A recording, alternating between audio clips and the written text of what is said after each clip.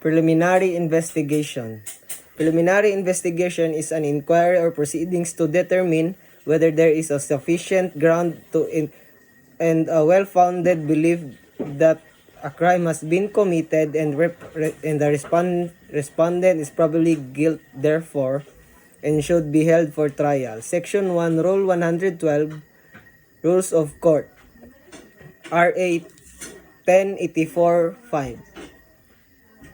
Section 3, Large-Scale Agricultural Smuggling as Economic Sabotage. The crime of large-scale agricultural smuggling as economic sabotage involving rice with a minimum of 10 million as valued by the Bureau of Customs is committed through any of the following. For example, importing or bringing into the Philippines without the required import permit from the regulatory agencies. Section 5, Presumption of Agricultural Smuggling. Mere possession of the rice or any agricultural product under this act which has been subject of smuggling entered into the Philippines other than the BOC controlled ports or without a necessary permit shall be prima facie evidence of smuggling. Section 1136, Review by the CTA. Unless otherwise provided in this act, by any other law, the party aggrieved by the ruling of decisions of the Commissioner may appeal to the CTA in the manner of within the period prescribed by the law and regulation. Decisions of the Secretary of Finance when required by this act may likewise be appealed to the CTA. Section 1137, Exclusive Jurisdiction of the Bureau. Jurisdiction over imported goods and goods for exportation shall be exclusive to the Bureau or the Secretary of Finance when under review by the latter, subject to the proceedings described in this title. Except for the CTA, no court may issue any order or decision until all remedies for administrative appeal have been exhausted. Section 1138, Fraud Investigation and Prosecution. No criminal case for violation of this title shall be instituted. Smuggling cases committed within its jurisdiction, provided in the case of inquest. The same may be instituted by the apprehending customs officer.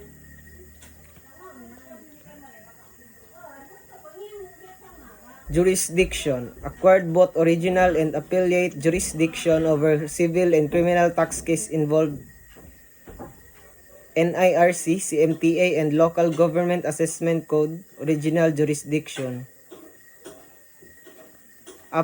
Appellate jurisdiction. Decision of the Commissioner of Internal Revenue, decision of the RTC in local taxes, decision of the Commissioner of Customs, decision of the Secretary of Finance, custom case elevate to him automatically for review. Decision for the Secretary to Trade and Industry Agriculture involving dumping, countervailing, safeguard. Who may appeal? Mode of appeal, effect of appeal. Any party adversely affected by a decision, ruling, or inaction of Commissioners of Customs, the Secretary of Finance, the Secretary of Trade and Industry of the Secretary of Agriculture, or the regional trial courts may file an appeal with the CTA within 30 days after the receipt of such decisions or ruling after the expiration of the period fixed by law. Section 18, Appeal to the Court of Tax. No civil proceedings involve matter arising under the tariff, custom code shall be maintained except as herein provided until and unless an appeal has been previously filed with the CTA or disposed accordance with the provision of this act.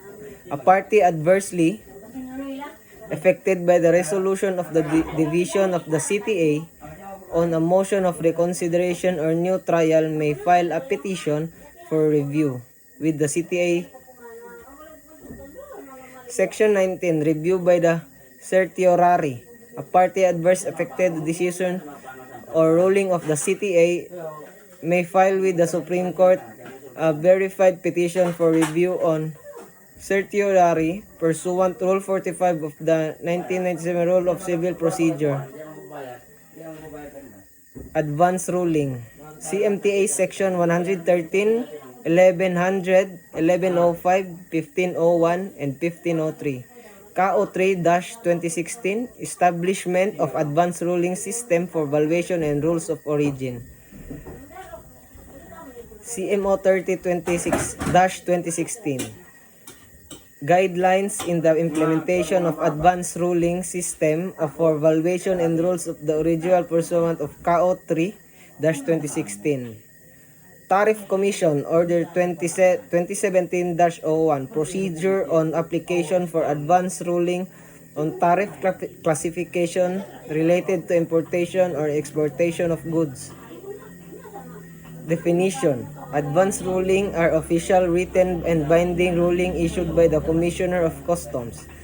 Tariff which provides the requesting party with an assessment.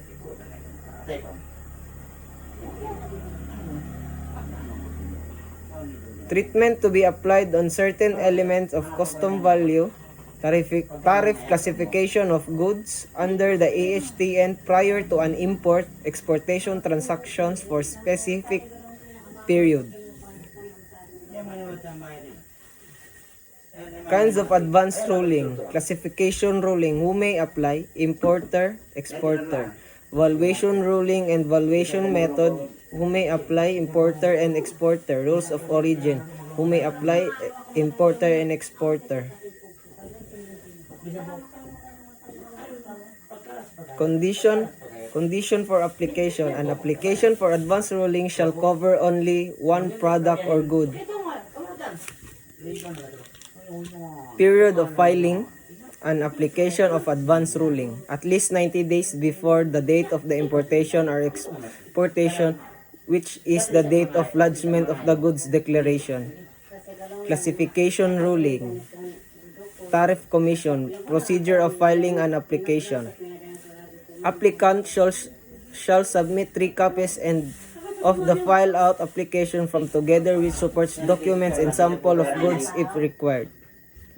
The TC shall assess the sufficiency of the filled-out form and its supporting documents before payment appropriate fees and assignment of reference number. Regular procedure. Online procedure. Application for an advance ruling may not be accepted grounds. The application is not the prescribed application form. It is not possible to determine the tariff classification based on the presented information and documents. The application pertains to multiple goods under the different subheading.